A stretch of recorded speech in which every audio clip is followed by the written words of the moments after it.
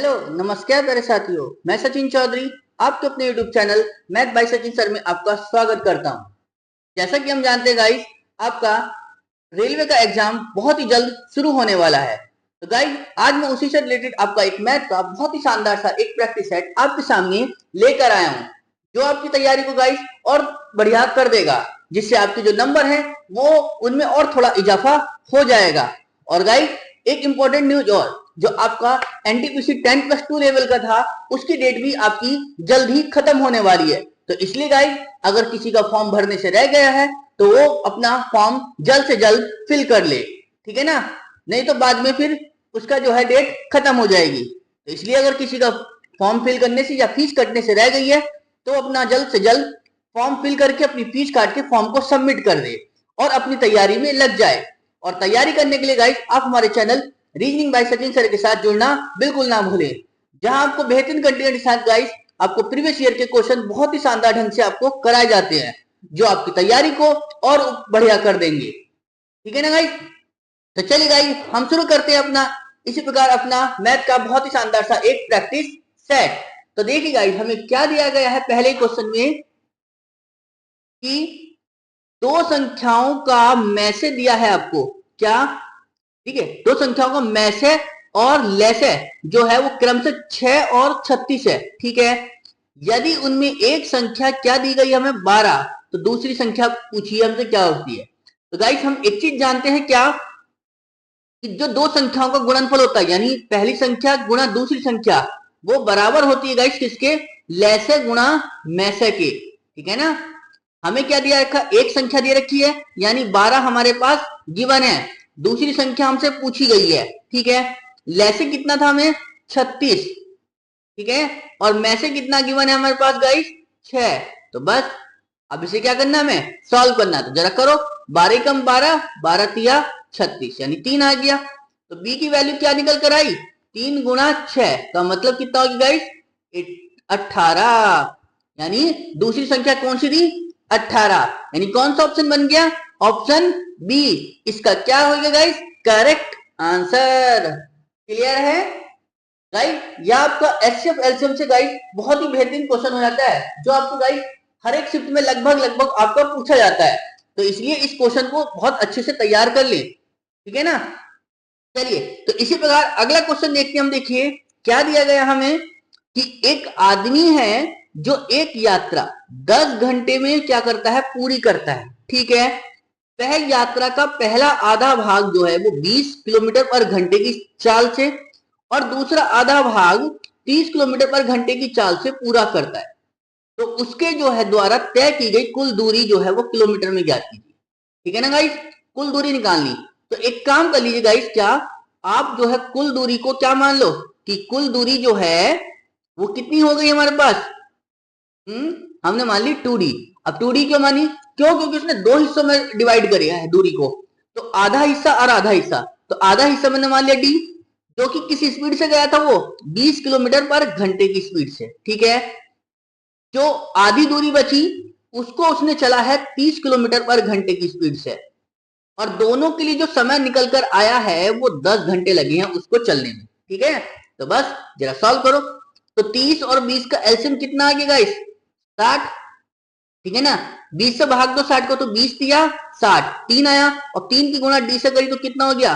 3d plus 30 से जब 60 को भाग करी तो कितना आएगा? 30 दूनी 60, 2, और यानी 2 की गुणा जब डी से करी तो 2d बराबर कितना हो जाएगा? 10 के गाइस। जरा देखो, तो ये कितना हो जाएगा गाइस? 3 और 2 5d, है ना, 5d बटे में 60। ठीक है ना। अब जरा सॉल्व करो, कितने के बराबर हो जाएगा ये?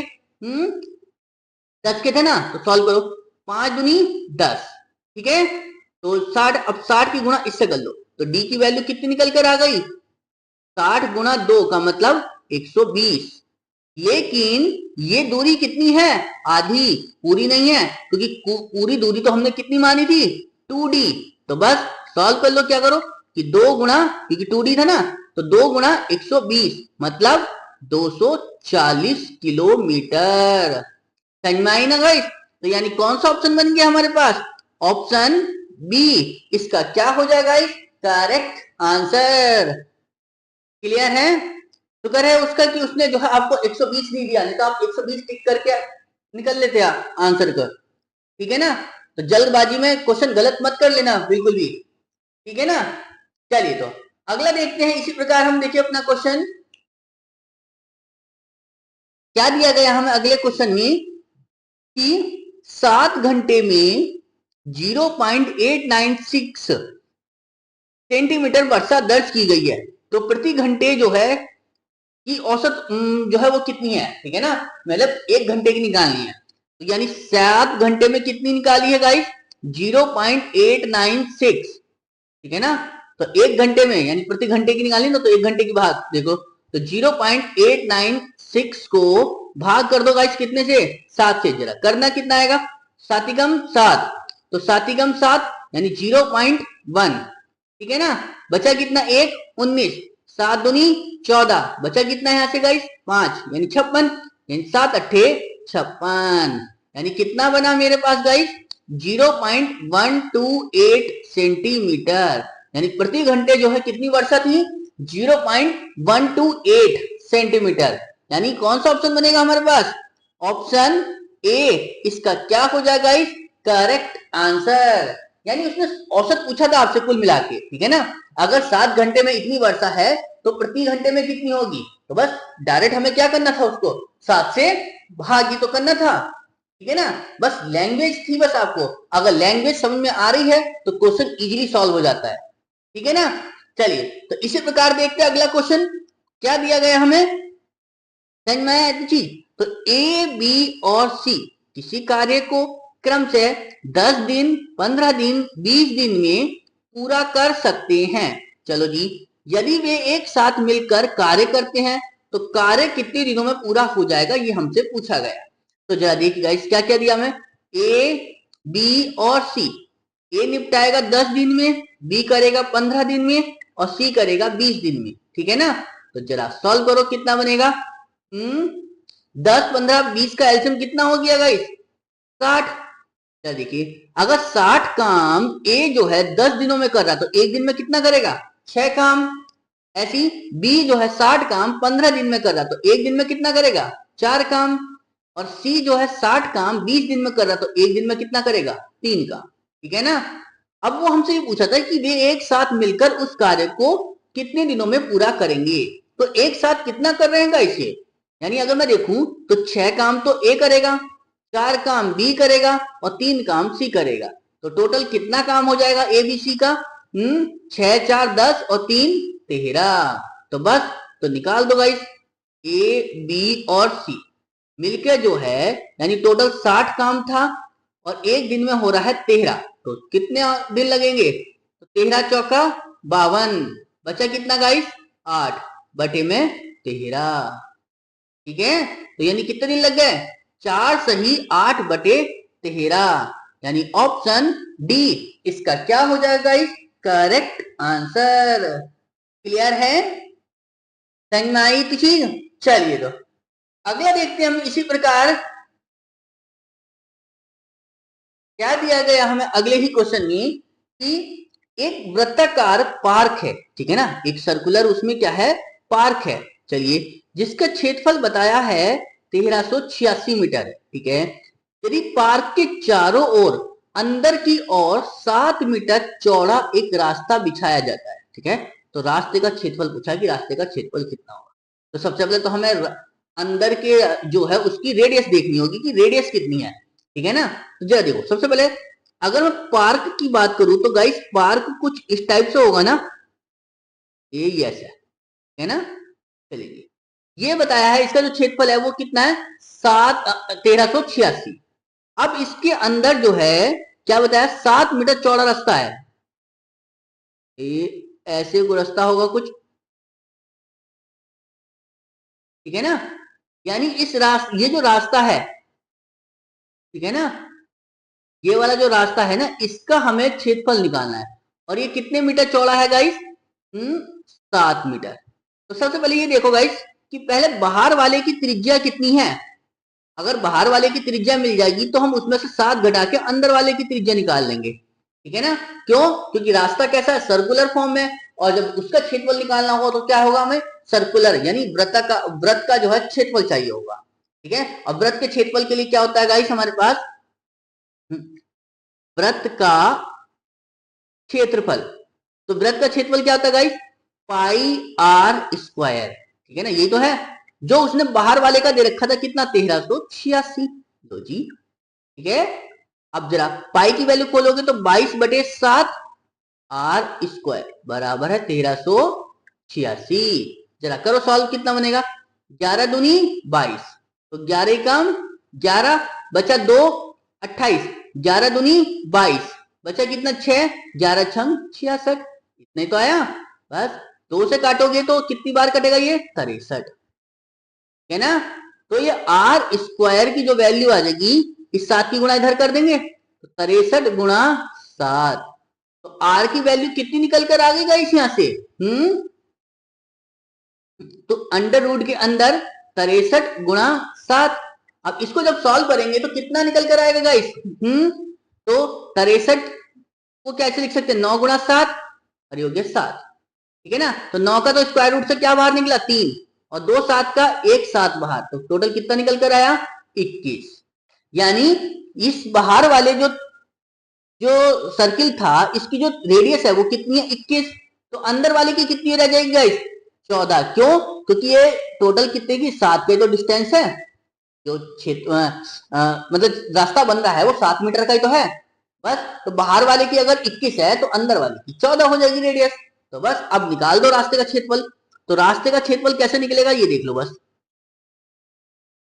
रास्ते का क्षेत्रफल तो जो निकलेगा गाइस वो पाई, अब जो आर निकलेगी गाइस वो कर दो आप R1 square minus R2 square, मतलब कहने का बाहर वाले की रेडियस में से अंदर वाले की रेडियस को माइनस कर दो बस।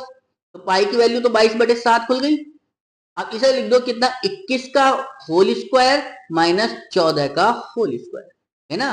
बस सॉल्व कर लो इसे, ठीक है ना। तो जरा देखो कितना आएगा, ये तो 22/7 चल ही रहा था, गुणा, ठीक है, ये a square minus B square है ना, एक बार जुड़ेगा एक बार घटेगा, तो कितना बनेगा मेरे पास, 7 गुणा कितना हो जाएगा ये 35, है ना, क्योंकि 21 में से 14 जाएंगे तो 7 बचेगा, और जब 21 में 14 जोड़ेंगे तो कितना हो गया 35, है ना।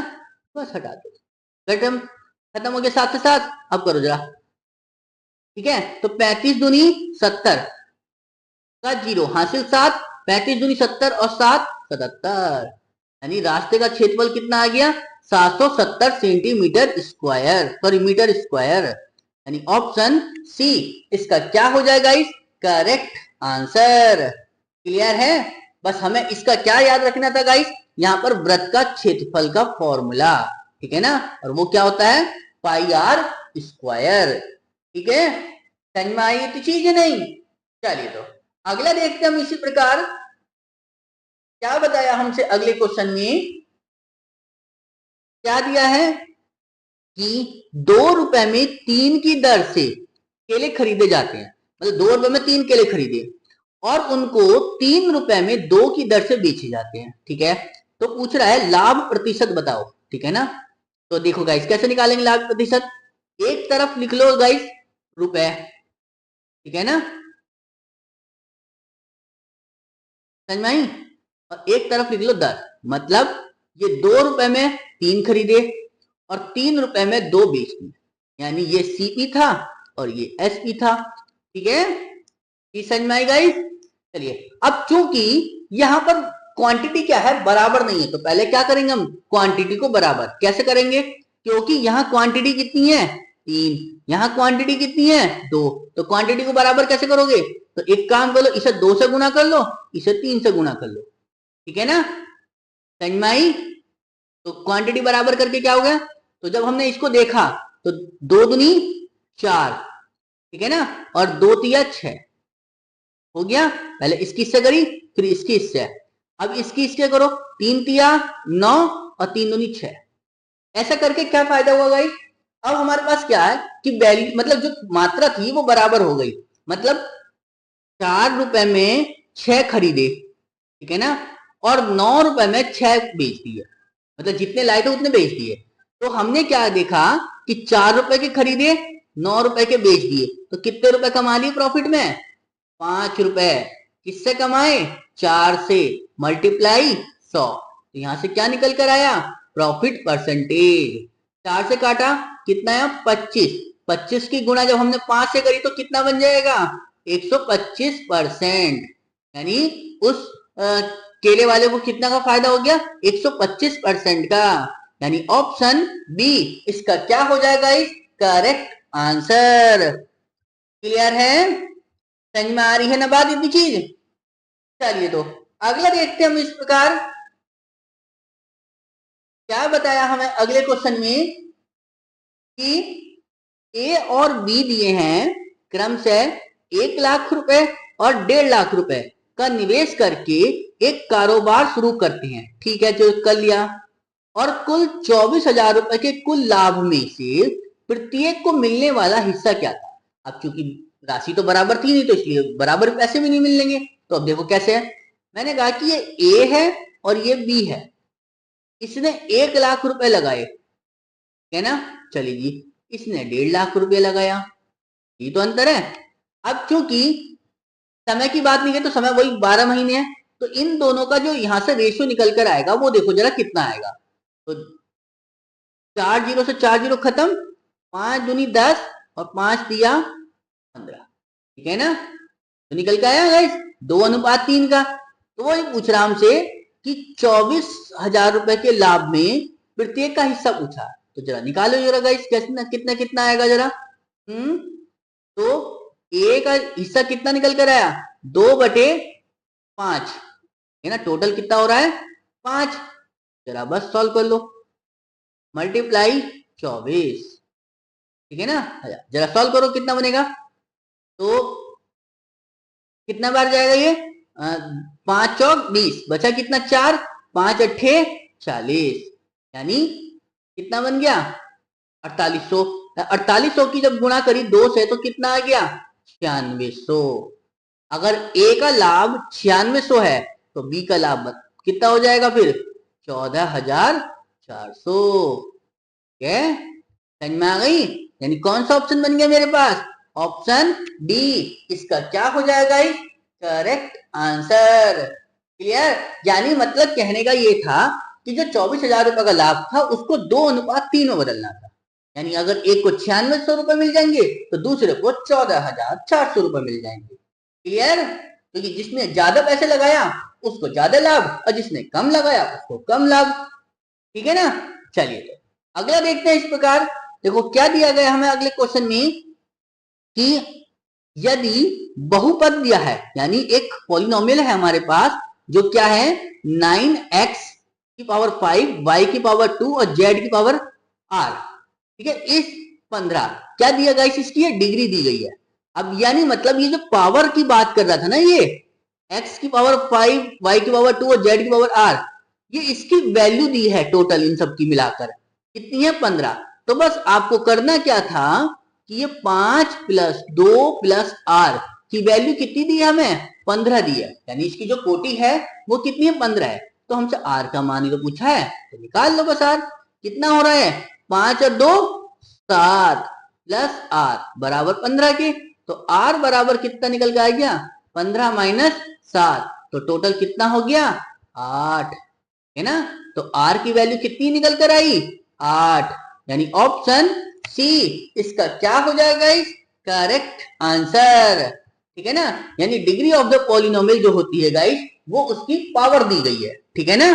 कहने का यहां मतलब पर्पज ये था। ठीक है, आपको हिंदी में ना समझ में आया हो कि कोटि क्या बोला। ठीक है, समझ में आई की चीज? चलो अगला देखते हैं हम अपना क्या दिया गया हमें अगले क्वेश्चन में कि एक कमरे के लिए इसकी लंबाई और चौड़ाई दे रखी है। लंबाई कितनी है गाइस? 3x + 10 मीटर और चौड़ाई कितनी बताइए? 2x + 5 मीटर द्वारा दी गई है, दी जाती है। ठीक है, और इसकी 4 दीवारों का एक साथ क्षेत्रफल दिया है 60x + 180 वर्ग इकाई है। ठीक है ना? चलिए तब रूम की ऊंचाई पूछी है। तो ठीक है ना, ऊंचाई कैसे निकलेगी ये समझो। तो हम एक चीज जानते हैं गाइस, क्या कि चार दीवारों का जो क्षेत्रफल होता है, चार दीवारों का जो क्षेत्रफल होता है वो क्या होता है, 2 गुणा लंबाई प्लस चौड़ाई और जी मल्टीप्लाई ऊंचाई, ठीक है ना, यहीं से तो होता है। और उसने हमें क्षेत्रफल दिया था कितना, 60x प्लस 180, यानी 60x प्लस 180 तो उसने हमें गिवन था। बस अब ये दो ऐसे ही, लंबाई कितनी थी मेरे पास, 3x प्लस 10, 3x प्लस 10, चौड़ाई कितनी थी, 2x प्लस 5, 2x प्लस के 5, ठीक है ना, और मल्टीप्लाई h, ठीक है। अब यहां से कुछ कॉमन ले सकते हो तो ले लो, कितना कॉमन लिया जा सकता है, 12, जब लिया तो कितना बनेगा, 12 पंजे 60, अंदर यानी 5x रह गया, और यहां से भाग करेंगे तो 15 रहेगा। अब ऐसा क्यों करा, आगे उसका भी बता देंगे। देखो ये दो, अब देखो ये 3x और ये 2x, ये दोनों आपस में जुड़ जाएंगे, क्यों, क्योंकि x ही तो है ये पूरा, तो यानी होगा 5x प्लस ये 10 और ये 5, तो ये दोनों जुड़ गए तो कितने हो गए, 15, ठीक है ना, मल्टीप्लाई h। अब देखो 5x प्लस 15 और 5x प्लस 15 खत्म पूरा पूरा, ठीक है। और ये 2 से कटा 12 को कितनी बार, 6 बार, तो यानी h की वैल्यू कितनी निकल कर आ गई, 6 मीटर, ठीक है ना। यानी कौन सा ऑप्शन बना, ऑप्शन ए इसका क्या हो जाएगा गाइस, करेक्ट आंसर। क्लियर। हमें यहाँ याद रखने की क्या जरूरत थी कि चार दीवारों का जो क्षेत्रफल होता है वो क्या होता है, तो लंबाई 2 गुणा लंबाई प्लस चौड़ाई और मल्टीप्लाई करनी थी उसके साथ किसकी, ऊंचाई की, तो ये क्या होता है, चार दीवारों का क्षेत्रफल, ठीक है ना, यानी area of the four wall, ठीक है ना, समझ में आएगा। चलिए तो अगला देखते हैं हम। बस गाइस आपको थोड़ा सा क्या है कि 2D और 3D के आपको बस थोड़े से फॉर्मूले याद होने चाहिए, क्यों, क्योंकि इससे जो क्वेश्चन है डायरेक्ट गाइस आपका फॉर्मूला बेसिक क्वेश्चन आता है, ठीक है, तो इसलिए इनके जो है आपको फॉर्मूले याद होने चाहिए, ठीक है ना। चलिए तो अगला देखते हम, देखिए क्या दिया गया हमें कि एक विक्रेता ने 10 रुपए में 6 की दर से केले खरीदे, ठीक है, और 6 रुपए में 4 की दर से केले बेच दिए, ठीक है ना, केले वाला ही है आज, ठीक है, तो उसका लाभ या हानि प्रतिशत बताना है कि कितना है। तो देखो सेम अभी पीछे इस टाइप का एक क्वेश्चन और आया था ना, तो उसको भी हम इसी तरह से करेंगे। तो देखिए गाइस, रुपए है और दर है, 10 रुपए में 6 खरीदे और 6 रुपए में 4 बेच दिए, ठीक है ना, 10 रुपए में 6 खरीदे, 6 की दर से खरीदे और जी 6 रुपए में 4 की दर से उन्हें बेच दिया। क्लियर। तो जरा देखो, तो ये रुपए है, ठीक है, दर को क्या करोगे, बराबर, तो बराबर करने के लिए क्या, कि इसको गुणा 2, इसको गुणा 3, क्यों, क्योंकि 6 दूनी 12, 4 तिया 12, जब बराबर हो जाएंगे तो बस जरा करो इन्हें, तो 2 की गुणा पहले 10 से भी करोगे, तो 10 दूनी 20, यानी 20 रुपए में 12 खरीदे, ठीक है, और 6 तिया 18, 4 तिया 12, ठीक है ना, तो यहां पर क्या करा उसने, 18 रुपए में 12 बेच दिए, यानी कुल मिला के कहने का ये सीपी था, ये एसपी था। तो हमारे पास क्या समझ में आई गाइस, कि 20 रुपए में तो खरीदे, 18 रुपए में बेच दिए, तो प्रॉफिट हुआ या लॉस, लॉस हुआ, कितने रुपए का गाइस, 2 रुपए का, किससे हुआ नुकसान, 20 से, ठीक है, समझ में आई इतनी चीज गाइस, तो बस मल्टीप्लाई कर दो 100 से, तो चला देखो कितना आएगा, 20 पंजे 100 और 5 दूनी 10, तो कितने परसेंट का नुकसान हो गया, 10% का, यानी ऑप्शन बी इसका क्या हो जाएगा इस करेक्ट आंसर, ठीक है ना, यानी जो नुकसान हुआ वो कितने परसेंट का हो गया हमें, 10% का। क्लियर, समझ में आई बात। चलिए तो अगला देखते हैं हम इसी तरह से, क्या बताया हमें क्या दिया गया हमें अगले क्वेश्चन में, कि त्रिभुज है ए बी सी में angle A ratio angle B ratio angle C की वैल्यू दी है 2:3:5, ठीक है ना, एंगल ए एंगल बी और जी एंगल सी, ठीक है ना, कितना दिया, 2, 3 और 5 है, तो एंगल ए का संपूरक कोण, यानी आपको सप्लीमेंट्री एंगल निकालना है, ठीक है ना। तो सबसे पहले हम क्या जानते हैं गाइस, कि ट्रायंगल के तीनों कोणों का जो योग होता है वो कितना होता है 180, और हमारे पास कितना है 2:3:5। तो पहले तो यहाँ से आप प्रत्येक का अलग अलग एंगल निकालो, क्यों, तो यहाँ तो ये उसने रेशियो में दे रखे हैं।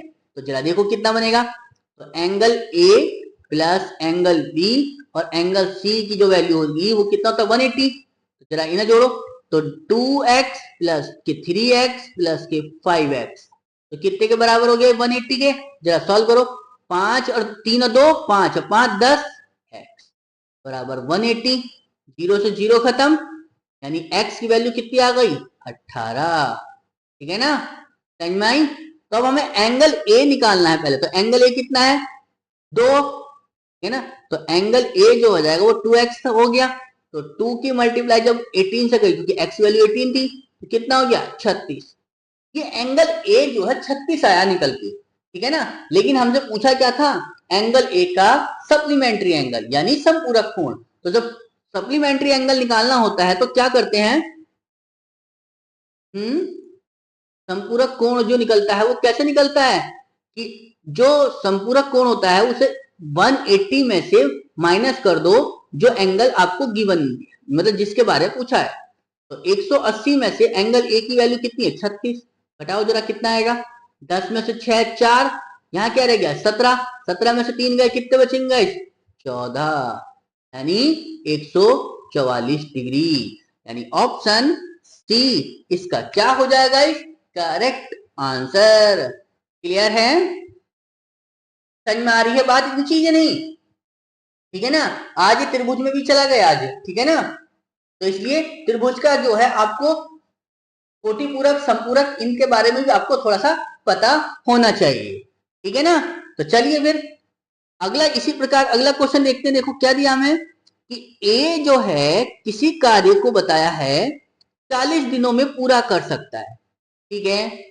यदि ए और बी मिलकर उसी कार्य को 30 दिनों में पूरा कर सकते हैं, तो हमसे पूछा गया है तो बी अकेला उस कार्य को कितने दिनों में पूरा कर सकता है, ठीक है ना। तो जरा देखो, ये एंगल ए दिया है कितने में 40 दिनों में, और एंगल बी दिया है, वो सॉरी ए जो था वो 40 दिनों में काम करता है, और ए और बी जो है वो 30 दिनों में पूरा करते हैं, ठीक है ना। वो एंगल ही चलता रहेगा दिमाग में, ठीक है ना, समझ में आई थी चीज। चलिए, तो ए अकेला 40 दिनों में और ए बी अकेला 30 दिनों में, तो जरा दोनों का एलसीएम कितना बना 120, ठीक है, समझ में आई।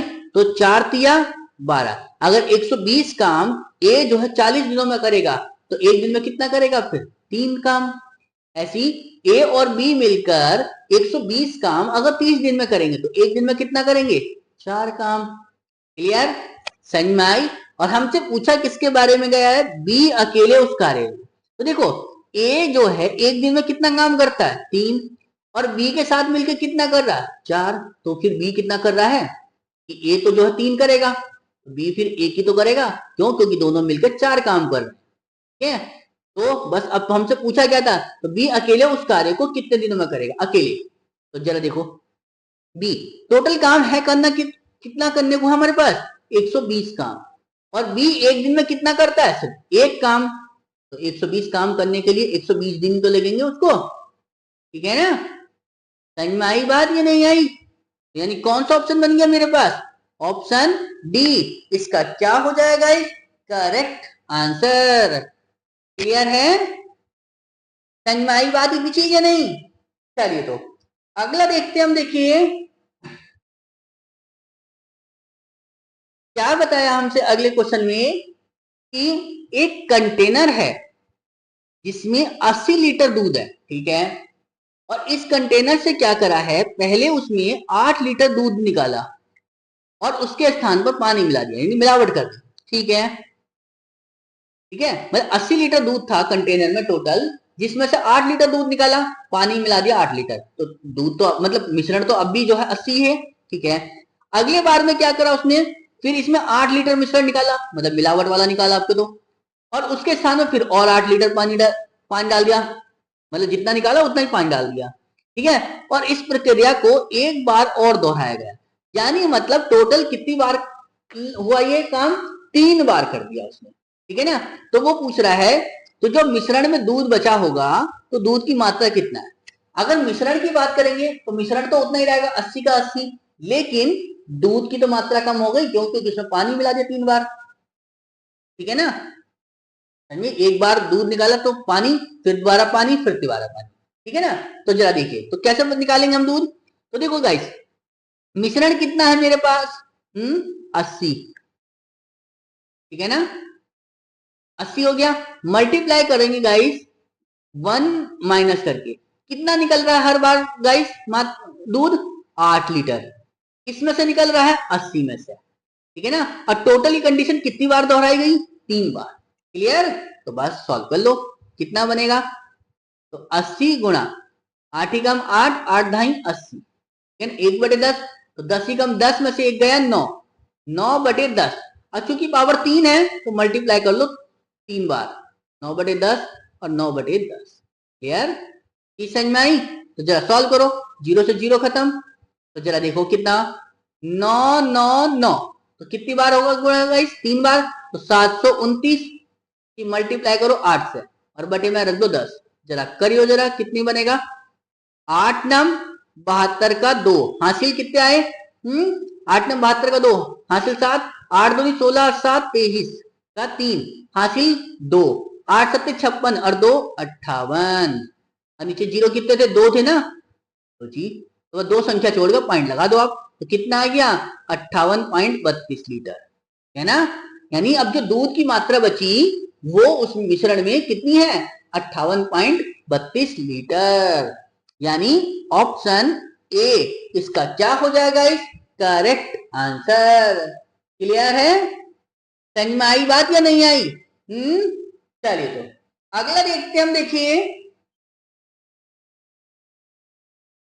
क्या बताया हमसे अगले क्वेश्चन में कि यदि √15 अगर है तो उसकी वैल्यू क्या है गाइस, 3.88।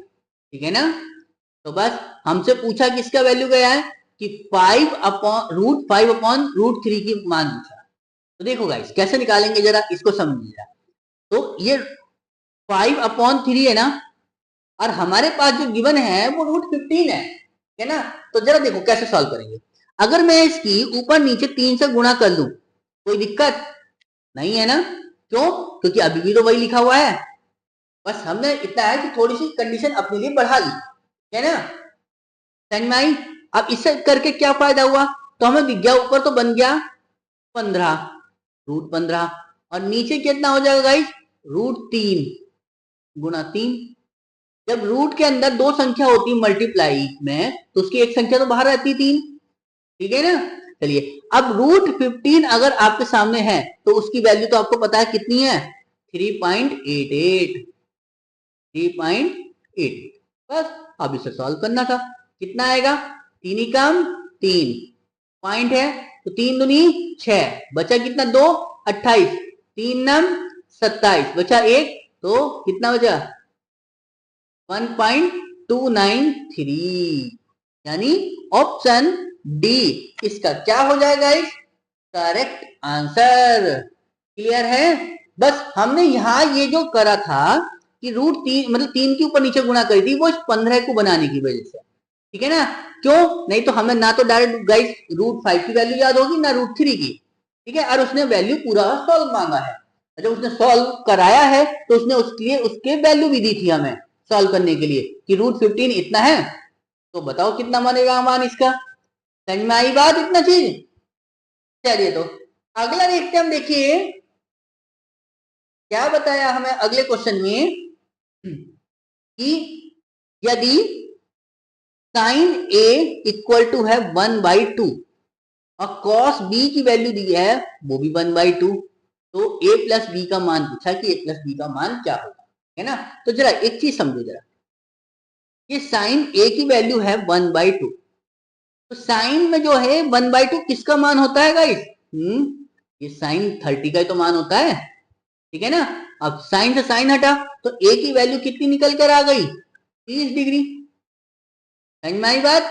चलिए ऐसी जो है cos का भी देखो कि cos b की जो वैल्यू है वो 1/2 है, और cos में 1/2 वैल्यू किसकी होती है गाइस, cos 60 की होती है, ठीक है ना। यहां भी cos से cos हटाओ तो कितना बचेगा, b की वैल्यू, वो आ गई 60 डिग्री, ठीक है ना।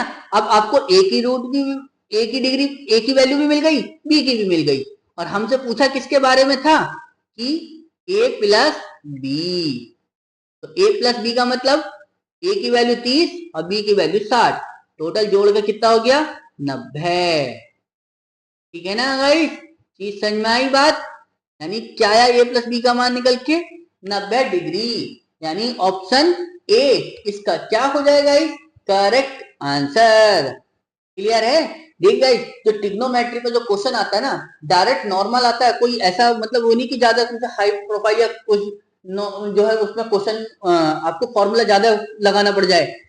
ज्यादातर जो क्वेश्चन देखा जाता है वो यही है कि डिग्री पे ही क्वेश्चन आपसे वो पूछ लेता है, तो इसलिए आपको जो है इनके जो है मान आपको याद होने चाहिए, ठीक है ना। इतना ज्यादा कोई हाई लेवल क्वेश्चन नहीं आता इस पर, बस आपको वैल्यू याद होनी चाहिए, ठीक है ना, तो आप थोड़ा सा जल्दी आसानी से कर लोगे, ठीक है। चलिए तो अगला देखते हैं हम, देखिए क्या बताया हमसे अगले क्वेश्चन में कि आरोही क्रम में व्यवस्थित आंकड़े दिए हैं कि 7, 11, 12, x minus Y, X plus Y, और जी 20, 21, 29, और हाँ इनकी माध्यिका दे रखी है 16, तो x का मान पूछा कि जाओ। अब क्योंकि गाइस ये वैल्यू काय में दी है, असेंडिंग ऑर्डर में, यानी बढ़ता हुआ क्रम दे रखा, आरोही क्रम दे रखा ना, ठीक है। और माध्यिका निकालने के लिए हमें जो वैल्यू चाहिए होती है वो आरोही क्रम में ही चाहिए होती है, ठीक है।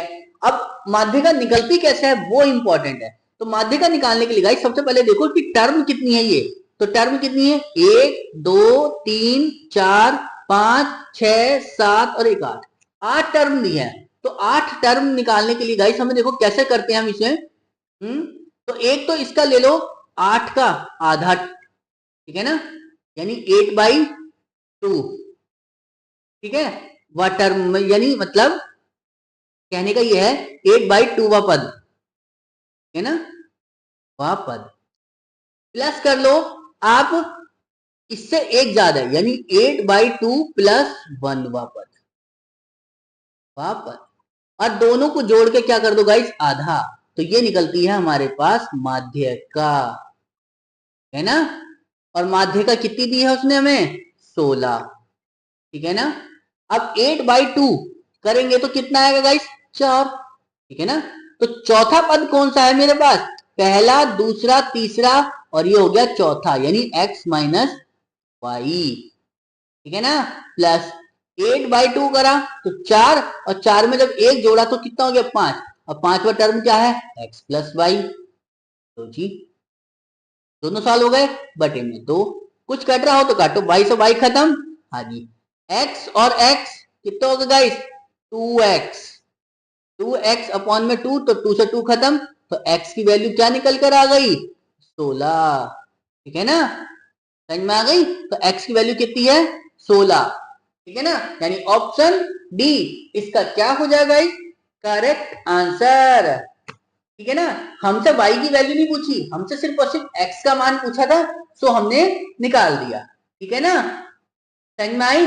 बस आपको यहाँ पर एक चीज याद रखने की वाली की बात थी गाइस, क्या कि माध्यिका निकालने के लिए आपको जो वैल्यू दी है वो गाइस आपके जो है असेंडिंग ऑर्डर में लिखी हुई होनी चाहिए, ठीक है। अगर असेंडिंग ऑर्डर में लिखी हुई है तो ठीक है, नहीं तो हम उसको खुद लिखना पड़ता है, ठीक है, तब हम उसको क्वेश्चन को सॉल्व कर पाते हैं, ठीक है ना। तो चलिए अगला क्वेश्चन देखते हैं हम, इसी प्रकार देखो क्या दिया गया हमें कि दो संख्याओं का जो लसाअ है वो 3 का 20वां गुणज है, ठीक है ना, 3 का 20वां गुणज। चलो जी देखेंगे अभी जो यदि उनका महत्तम समावर्तक दिया है कितना 6, और उनमें से एक संख्या दी है 12, तो दूसरी संख्या पूछी कि क्या है ना गाइस। अब सबसे इंपॉर्टेंट बात थी, ये एलसीएम जो दिया था वो 3 का 20वां गुणज है, तो एलसीएम निकालने के लिए जो है वो कैसे करेंगे कि 3 का जो 20वां गुणज है, तो गाइस सीधा सीधा आप क्या करो 3 की मल्टीप्लाई कर दो 20 से, तो क्या नंबर निकल कर आया 60, ठीक है ना, यानी इन दो वैल्यू इसका जो एलसीएम है वो कितना है 60 है। तो बस अब हम जानते हैं क्या कि दो संख्याओं का जो मल्टीप्लीकेशन होता है यानी पहली संख्या और दूसरी संख्या की जो मल्टीप्लाई होती है वो एलसीएम और एचसीएफ के मल्टीप्लीकेशन के बराबर होती है। अब पहली संख्या इसमें कितनी गिवन है हमें 12, ठीक है। दूसरी संख्या में निकालनी है, एलसीएम कितना निकल कर आया 60 और जी बी कितनी है जो एचसीएफ है वो कितना है 6। बस सॉल्व कर लो, काटो कितना 12 पंजे 60, ठीक है। अब इस 5 की गुणा कर लो 6 से, तो बी की वैल्यू कितनी निकल कर आ जाएगी 5 गुणा 6 यानी 6 पंजे 30, यानी जो दूसरी संख्या है वो कितनी निकल कर आ गई 30, यानी ऑप्शन बी इसका क्या हो जाएगा इस करेक्ट आंसर। क्लियर है। बस आपको यहां पर एक चीज याद रखनी थी, क्या कि 3 का जो 20वां गुणा वो क्या होता है, क्योंकि उसने जो आपको लिए दिया क्वेश्चन में वो यही था कि जो एलसीएम है वो 3 का मल्टीपल है, ठीक है, और वो भी कौन सा 20वां टर्म, ठीक है। बस तो हमने निकाल दिया, तो सीधा सीधा हमने 3 की मल्टीप्लाई कर दी इससे, तो जो आया वो एलसीएम हो गया टोटल, ठीक है ना। समझ में आई बात इतनी चीज। चलिए तो अगला देखते हैं हम इसी प्रकार। देखिए क्या दिया गया हमें क्वेश्चन में कि यदि ए अनुपात बी की वैल्यू दी है 3:4, ठीक है, बी अनुपात सी की वैल्यू दी है 5:7, तो ए अनुपात सी का मान पूछा कि क्या होगा। तो जरा देखिएगा इस हमें क्या दिया है, ए अनुपात बी की वैल्यू दी है 3:4 और बी अनुपात सी की वैल्यू कितनी है 5:7, तो यहां से सी हो जाएगा, तो बी अनुपात सी कितना है 5:7 रख दिया हमने। अब चूंकि मेरे पास ये टर्म खाली है और मेरे पास ये टर्म खाली, तो इनको फिल कैसे किया जाएगा ये देख लो। तो इस टर्म को फिल करो इस वाली संख्या से यानी 4 से, और इसको फिल कर दो गाइस इस वाली संख्या से यानी 5 से। अब जो आएगा इनकी मल्टीप्लाई कर दो बस, ठीक है ना। तो यहां से क्या निकला 3 पंजे 15, 5 चौका 20 और 7 चौक 28। तो ये जो निकल कर आया तीनों का निकल कर आया ए बी सी का, लेकिन मेरे से तीनों का नहीं पूछा था, पूछा किसका था ए अनुपात सी। तो बस हमें क्या करना होगा, एक तो ए की वैल्यू उठा लो यहां से कितनी है 15 और सी की वैल्यू कितनी है 28, तो कितना आ गया आंसर मेरे पास भाई 15:28, यानी ऑप्शन सी इसका क्या हो जाएगा करेक्ट आंसर। क्लियर है, समझ में आ रहा है ना इतनी चीज। चलिए तो अगला देखते हैं हम। देखिए क्या दिया गया हमसे अगले क्वेश्चन में कि रूट दिया है 2025 का मान ज्ञात करना है, ठीक है ना। डायरेक्ट सीधा जो है आपसे स्क्वायर रूट निकलवा लिया। अब देखो स्क्वायर रूट निकलता है कैसे गाइस, ये ध्यान दो। तो सबसे पहले गाइस हमें एक चीज ध्यान देती है, अगर किसी भी संख्या की लास्ट डिजिट 5 है और उसका स्क्वायर रूट निकालना हो तो उसकी जो यूनिट डिजिट है यानी इकाई अंक है वो भी 5 ही होगी, ठीक है ना, समझ में आई। अब इंपॉर्टेंट है कि इसमें जो है दो क्योंकि स्क्वायर रूट निकालना है तो दो के पेयर बना लो, ठीक है ना। ये 25 अलग हो गया 20। अब ये 20 देखना है किस स्क्वायर के अंतर्गत आता है, ठीक है ना, ज्यादा नहीं होना चाहिए, कम भले चल जाए। जैसे 4 चौक 16 और जी 5 पंजे 25, 25 ज्यादा हो जाएगा तो बचा क्या 4 चौक 16, यानी किसका स्क्वायर रूट हो गया गाइस 45 का, यानी ऑप्शन सी ऑप्शन डी इसका क्या हो जाएगा करेक्ट आंसर। क्लियर है, समझ में आई बात इतनी चीज या नहीं। यानी अगर किसी भी संख्या की गाइस मतलब लास्ट डिजिट 5 है और हमें उसका स्क्वायर रूट निकालना है तो हमेशा उसका जो स्क्वायर रूट आएगा ना गाइस वो उसका इकाई का अंक जो होगा वो 5 होगा। इसीलिए देखिए गाइस उसने भी आपको क्या है कि सबकी यूनिट डिजिट क्या दी है 5 ही दी थी। बस इंपॉर्टेंट था कि जो उसका सेकंड प्लेस वैल्यू थी वो देखना था। तो वो हमने कैसे देखा कि ये देख लिया 20 किसके स्क्वायर के उसमें आ रहा है, ठीक है ना। तो 20 जो है वो 4 के उसमें आया, क्योंकि अगर 5 का करेंगे तो वो 5 पंजे 25 ज्यादा हो जाएगा, ठीक है ना। चीज समझ में आई की चीज। चलिए तो अगला देखते हैं हम। देखिए क्या पूछा है हमसे अगले क्वेश्चन में कि 4.2 3.8 और 7.6 का औसत क्या होगा, ठीक है ना। तो एवरेज निकालना है, तो एवरेज कैसे निकलता है गाइस, एवरेज निकलता है कि जो टर्म आपको दिए गए हैं उनको ऐड करो ठीक है ना। और जितने टर्म है यानी 1 2 और 1 3, तो बटे में 3, ठीक है, 3 से भाग कर दो। जरा ऐड करो कितना होगा, 6 और 8 14 और 2, ठीक है ना, 14 और 2 कितना होगा, 16 का 6, ठीक है ना, हासिल 1। अब जरा इसे देखो, 7 3 10 और 4 14 और 1 15 बटे में 3। जरा सॉल्व करो, 3 पंजे 15, ठीक है ना, पॉइंट 3 दूनी 6, ठीक है ना, तो कितना आ गया 5.2, यानी एवरेज कितना निकल कर आया इसका 5.2। क्लियर, समझ में आई बात इतनी चीज। चलिए तो अगला देखते हैं हम, देखिए निम्न आंकड़ों की, ठीक है, माध्य का और माध्य का अंतर, ठीक है ना, माध्य का और माध्य, माध्य तो आपको औसत की तरह से निकालना होगा, और माध्य का को मैंने आपको पीछे बताया था गाइस कि जो पहले नंबर होते हैं उनको कैसे रखना होता है, असेंडिंग ऑर्डर में। अभी असेंडिंग ऑर्डर तो है नहीं, तो इसको कैसे करोगे, पहले असेंडिंग ऑर्डर में रखो। तो कैसे रखो गाइस, 3 आएगा पहले, फिर 5, फिर 8, फिर 12, फिर 14, फिर 15, फिर 20, ये है ना। अब इसको सॉल्व करना है। अब ये पहले माध्य का निकालने के लिए पहले टर्म देखनी होती है, कितने टर्म है ये, तो 1 2 3 4 5 6 और 1 7, 7 टर्म है ना। तो माध्य का जो निकलती है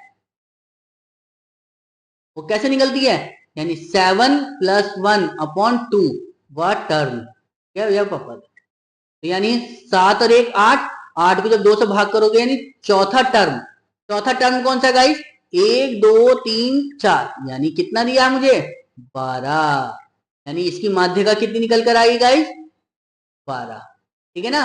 और माध्य कैसे निकलेगा, माध्य होगा गाइस, इन सबको ऐड करो, 3 + 5 + 8 + 12 + 14 + 15 + 20 अपॉन में कितने टर्म थे टोटल 7, 7 से भाग कर दो। जरा देखो कितना आएगा, 3 इन्हें अब जोड़ो पहले, 3 और 5 8, 8 और 8 16, 16 और 12 28, 28 और 14 42, 42 और 15 57, 57 और 20 77, ठीक है ना। 77 को जब 7 से भाग करोगे तो कितना आएगा गाइस 11, यानी माध्य कितना आया इसका 11, माध्य का कितनी आई 12, ठीक है ना। तो बस हमें क्या निकालना था, माध्य का